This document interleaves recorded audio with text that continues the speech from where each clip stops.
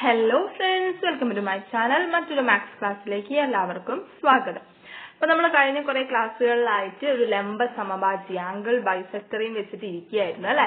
അതെ, അപ്പൊ അതിൽ നിന്ന് നമ്മൾ ഒരുപാട് കാര്യങ്ങൾ മനസ്സിലാക്കി, ഒരുപാട് ചിത്രങ്ങളൊക്കെ നമ്മൾ വരച്ചു കഴിഞ്ഞു ഇതുവരെ അല്ലെ. രണ്ട് ത്രികോണങ്ങളിലെ ഒരു വശവും അതിന്റെ രണ്ടറ്റത്തുള്ള കോണുകളും തുല്യമാണെങ്കിൽ മറ്റൊന്നിന്റെ ഒരു വശത്തുള്ള മൂന്നാമത്തെ കോണും അതുപോലെ തന്നെ ആ രണ്ട് ത്രികോണങ്ങളും സെയിം ആയിരിക്കും എന്നുള്ള കാര്യങ്ങളൊക്കെ നമ്മൾ 8ാം ക്ലാസ്സിൽ പഠിച്ചതാണ്. അത് കഴിഞ്ഞ ക്ലാസ്സിൽ നമ്മളൊന്ന് ഓർത്തെടുത്തത് എല്ലാവർക്കും ഓർമ്മയില്ലേ? അത് വെച്ചിട്ടാണ് നമ്മൾ ഈ ഒരു ചിത്രം h1 = h2 ആണോ എന്ന് തെളിയിച്ചതും h1 = h2 ഒക്കെ ഞാൻ കഴിഞ്ഞ ക്ലാസ്സിൽ പറഞ്ഞതാണ്. അപ്പൊ ഇപ്പൊ പെട്ടെന്ന് പറഞ്ഞാൽ നിങ്ങൾക്ക് മനസ്സിലായി എന്ന് വരില്ല. കഴിഞ്ഞ ക്ലാസ് കണ്ടവർക്ക് മനസ്സിലാവും തീർച്ചയായിട്ടും. ഓക്കെ, അപ്പൊ അതൊക്കെ വെച്ചിട്ട് നമ്മൾ മനസ്സിലാക്കിയ കാര്യം എന്തായിരുന്നു? അപ്പൊ ഒരു ചോദ്യം ഇവിടെ കൊടുത്തിട്ടുണ്ട്.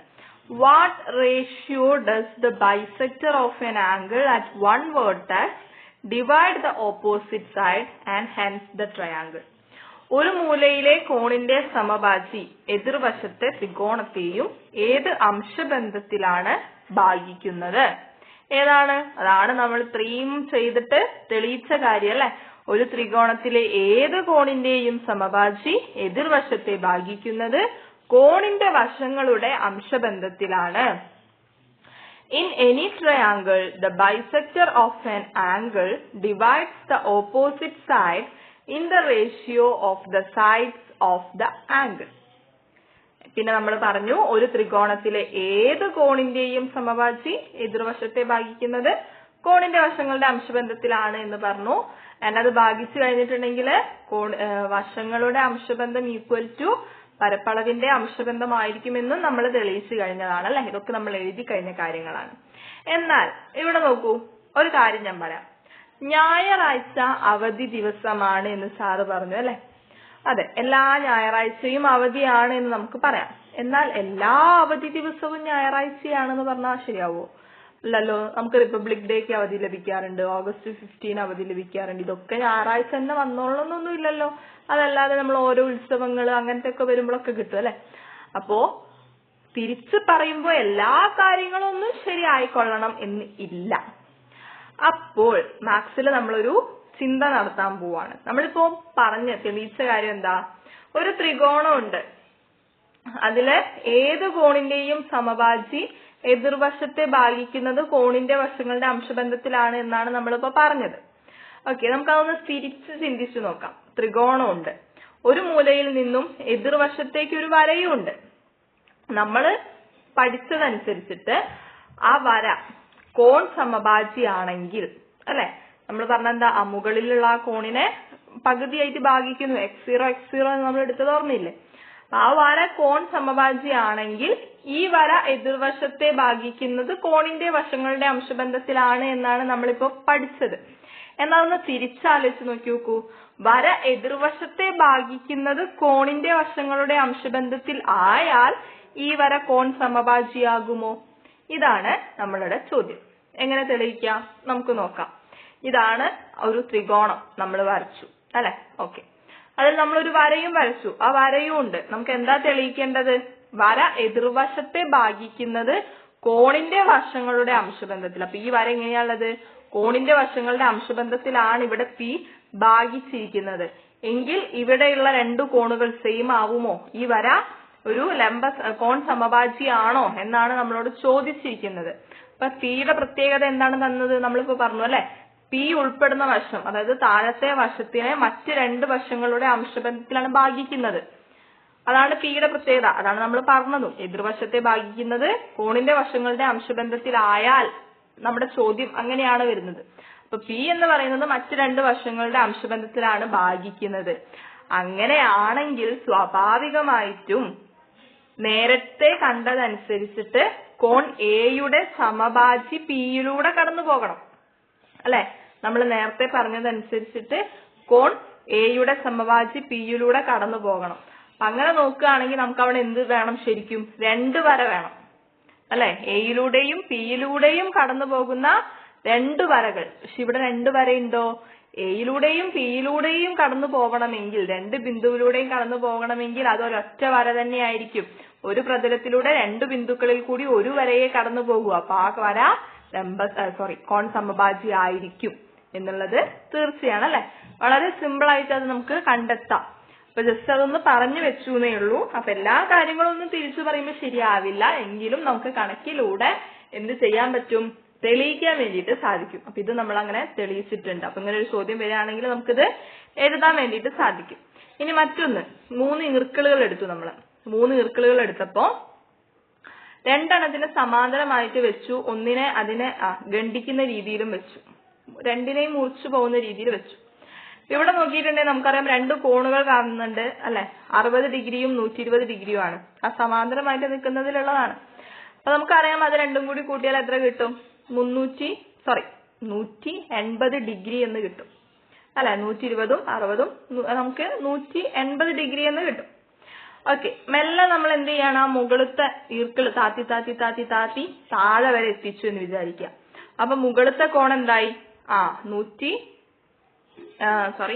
120 ഡിഗ്രി എന്നുള്ളത് 77 ഡിഗ്രിയും 43 ഡിഗ്രിയുമായി. പക്ഷെ ഇവിടെ ഒരു പുതിയ കോൺ ഉണ്ടായിട്ടുണ്ട്. അതിന്റെ പ്രത്യേകത എന്താണ്, യെസ്, അത് 43 ഡിഗ്രി ആയിരിക്കും അല്ലെ. ഇവിടെ നമുക്ക് ഒരു ത്രികോണത്തിന്റെ ഉള്ളിൽ 180 ഡിഗ്രി ആയിരിക്കും എന്ന് നമുക്കറിയാം.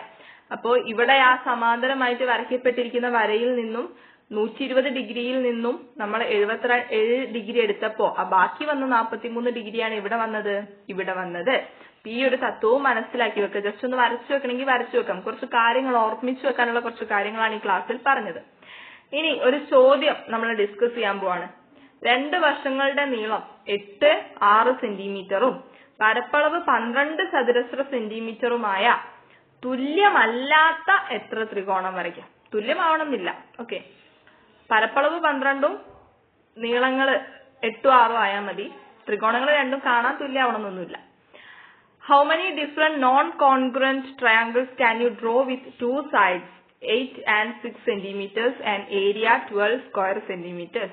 അപ്പൊ സാധാരണഗതിയിൽ നമ്മൾ എഴുതിയിട്ടുള്ളത് എന്താ, ഏരിയ ഈക്വൽ ടു 12 ആണ്. ഹാഫ് BH ആണ് ഏരിയ എന്ന് നമുക്കറിയാം. അത് എത്രയാണ്, 12 ആണ്. BH എന്ന് പറയുമ്പോൾ 24 ആണ് വരിക അല്ലെ. ഹാഫ് അപ്പുറത്തേക്ക് എടുത്താൽ ഇൻറ്റു 2 ആവും. ഇപ്പൊ ബേസ് 8 ആവുമ്പോ 8H 24, H 3, ഹൈറ്റ് 3 വെച്ചിട്ട് കണ്ടോ, ഇവിടെ ഹൈറ്റ് 3 വെച്ചിട്ടും ബേസ് 8ഉം 6ഉം വെച്ചിട്ട് ഒരു ട്രയാങ്കിൾ വരച്ചു. ഏരിയ 12 കിട്ടി. അതിൽ തന്നെ നമുക്ക് എന്ത് ചെയ്യാം, ഏരിയ മാറാതെ നമ്മൾക്ക് അറിയാമല്ലേ, മുകളിലൂടെ ഒരു സമാന്തര വര വരച്ചിട്ട് വരയ്ക്കാനുള്ള രീതി നമുക്കറിയാം. എങ്ങനെ ചെയ്യാം, ഒരു 6 സെന്റിമീറ്റർ അപ്പുറത്തേക്കും വരച്ചാല് നമുക്ക് എന്ത് കിട്ടും, മറ്റൊരു ട്രയാങ്കിളും കൂടി കിട്ടും അല്ലെ. 8ഉം 6ഉം 8 ബേസും 3 ഹൈറ്റും വെച്ചിട്ട് ആദ്യം ഒന്ന് വരയ്ക്കുക. 3 ഹൈറ്റും 8 ബേസും ഒരു വശം 6ഉം വെച്ചിട്ട് അതിൽ നിന്ന് തന്നെ മുകളിൽ ഒരു സമാന്തര വര വരച്ചിട്ട് ഈ പച്ച തന്നെ ബേസ് ആയിട്ട് എടുത്തിട്ട്, പച്ചവര അടിയിലുള്ള വര തന്നെ 8 തന്നെ ബേസ് ആക്കി എടുത്തിട്ട് ഈ പച്ച ത്രികോണം കണ്ടില്ല, അതിലൊരു 6 അങ്ങ് നീട്ടി വരച്ചാൽ അത് കൂട്ടി യോജിപ്പിച്ചാലും നമുക്ക് 2 ത്രികോണങ്ങൾ ലഭിക്കും. അപ്പൊ ഇവ തുല്യമല്ല അല്ലെ, തുല്യമല്ല എന്ന് നമുക്ക് അറിയാം. ഈ ചുവന്ന ത്രികോണവും പച്ച ത്രികോണവും തുല്യമല്ല, പക്ഷെ 2 ത്രികോണങ്ങൾ നമുക്ക് ലഭിച്ചു. അപ്പൊ കുട്ടിയുടെ സംശയം മറ്റൊന്നും ആയിരുന്നില്ല, പിന്നെ നമുക്ക് ഉണ്ടാക്കാം. 2 എണ്ണം നമ്മൾ പറഞ്ഞു, ഇനിയും ഉണ്ടാക്കാൻ സാധിക്കുമല്ലോ. കാരണം എന്ത് ചെയ്താൽ മതി, അപ്പൊ 8 ആണ് ബേസ് ആക്കി എടുത്തത്, 6 ബേസ് ആക്കി എടുത്തു, പാദം 6 സെന്റിമീറ്റർ ആയി വരുന്ന വര വരച്ചു. എന്നിട്ട് ഈ വരയിൽ നിന്ന് നമുക്ക് വേണമെങ്കിൽ H 4 ആക്കി എടുത്തൂടെ, BH വരുമ്പോ 4 സെന്റിമീറ്റർ വരുന്ന ഒരു ബിന്ദു അടയാളപ്പെടുത്തി അതിലൂടെ ആദ്യത്തെ വരയ്ക്ക് സമാന്തര വര വരച്ചു. അതായത് ഇത് ചെയ്തപ്പോൾ തന്നെ വ്യത്യാസം എന്താണ്, ബേസ് 6ഉം എടുത്തു, ഹൈറ്റ് 4ഉം എടുത്തു. 6 4 24 ആണല്ലോ. അപ്പൊ അങ്ങനെയാണെങ്കിൽ 2 ത്രികോണങ്ങൾ അപ്പോഴും കിട്ടും. അപ്പൊ ഈ ത്രികോണം നേരത്തെ കണ്ട ത്രികോണങ്ങൾ തന്നെയാണോ, അല്ല എന്നുണ്ടെങ്കിൽ അപ്പോ 2 ത്രികോണം അല്ലല്ലോ, 4 ത്രികോണം കിട്ടില്ലേ. അപ്പൊ ഇപ്പൊ നമുക്കിതാ താഴെ കണ്ടോ, ബേസ് 6 വെച്ചിട്ട് കിട്ടിയത് ഇങ്ങനെയുള്ള ത്രികോണം. അപ്പൊ ഇത് രണ്ടും സെയിം അല്ല എന്നുണ്ടെങ്കിൽ, അതായത് മുകളിലെ ചുവപ്പ് ത്രികോണം തന്നെയാണ് താഴത്തെ ചുവപ്പ് ത്രികോണവും എങ്കിൽ 2 തന്നെയാണ് ആൻസർ. കാരണം ഇതിനെ ഒന്ന് തിരിച്ചിട്ട പോലെ ആവുള്ളൂ. അതല്ലെങ്കിൽ 4 എണ്ണം വരില്ലേ. അപ്പൊ ഇത് തിരിച്ചിട്ടതാണ് എന്ന് നമുക്ക് തെളിയിക്കാം. എന്ത് ചെയ്താൽ മതി, അൾജിബ്രയില് ഓൾറെഡി പെട്ടെന്ന് തന്നെ നമുക്ക് കണ്ടുപിടിക്കാൻ വേണ്ടിയിട്ട് സാധിച്ചു. എന്താണ്, 2 വശവും 4.41, ചോപ്പിന്റെ 3ാമത്തെ വശം ഇതിലും 4.11, ഇതിലും 4.11. അപ്പൊ ഒരു ത്രികോണത്തിന്റെ 3 വശങ്ങളും മറ്റൊരു ത്രികോണത്തിന്റെ 3 വശങ്ങൾക്ക് തുല്യമാണ് എന്നുണ്ടെങ്കിൽ ആ 2 ത്രികോണങ്ങളും തുല്യമാണ് എന്ന് നമുക്കറിയാം. അപ്പൊ പിന്നെ അതൊരു മറ്റൊരു ത്രികോണമായിട്ട് നമുക്ക് കൂട്ടാക്കാൻ സാധിക്കില്ല. അതുപോലെ തന്നെയാണ് പച്ചയും 13.53 13.53. അപ്പൊ അതൊരു മറ്റൊരു ത്രികോണമായിട്ട് കൂട്ടാക്കാൻ നമുക്ക് സാധിക്കില്ല അല്ലെ. ഈ ഒരു ത്രികോണത്തിനെ ഒന്ന് തിരിച്ചിട്ടതാണ് ഇവിടെ നമ്മൾ കാണുന്നത്. അത്ര മാത്രമേ വ്യത്യാസം വരുന്നുള്ളൂ. ഓക്കെ, അപ്പൊ നിങ്ങൾക്ക് വീഡിയോ കൂടുതൽ മനസ്സിലാക്കാൻ വേണ്ടിയിട്ട് ഈ ഒരു വീഡിയോ യൂസ്ഫുൾ ആയിട്ടുണ്ടാവും എന്ന് ഞാൻ പ്രതീക്ഷിക്കുകയാണ്. ഞാൻ നമ്മുടെ കൂട്ടുകാർ ഹായ്ക്ക് വേണ്ടി വെയിറ്റ് ചെയ്തിരിക്കുന്നുണ്ട്. അനിയത്തിക്കും ഹായ് പറയാം. ഓക്കെ, ആര്യക്കും ആര്യയുടെ അനിയത്തി അപർണയ്ക്കും ഒരു big big big big hi. Rana Fathima from Palakkad Pathu. Okay, Pathu തൃത്താലയിൽ നിന്നും പാത്തുവിന് ബിഗ് ഹായ്. മാത്യുവിന് ബിഗ് ഹായ്. അസ്മീനയ്ക്ക് ബിഗ് ഹായ്. ഡിൽനയ്ക്ക് ബിഗ് ഹായ്. സഫയ്ക്ക് ബിഗ് ഹായ്. ജസീലയ്ക്ക് ബിഗ് ഹായ്. ദേവപ്രിയ എം ബിജുവിന് big hi. And Lakshmi from Palakkad big hi. Nahala from Kannur big hi. Video ഇഷ്ടപ്പെട്ടാൽ ലൈക്ക് ചെയ്യാനും ഷെയർ ചെയ്യാനും സബ്സ്ക്രൈബ് ചെയ്യാനും മറക്കരുത്. നിങ്ങളുടെ അഭിപ്രായങ്ങൾ കമന്റ് ചെയ്യാനും മറക്കരുത്. നിങ്ങളുടെ സപ്പോർട്ടാണ് മുന്നോട്ട് പോകാനുള്ള പ്രചോദനം. അപ്പൊ കട്ടയ്ക്ക് കൂടെ നിന്ന് സപ്പോർട്ട് ചെയ്യാൻ ഞാനും കൂടെ ഉണ്ടാവും കേട്ടോ. Thank you for watching.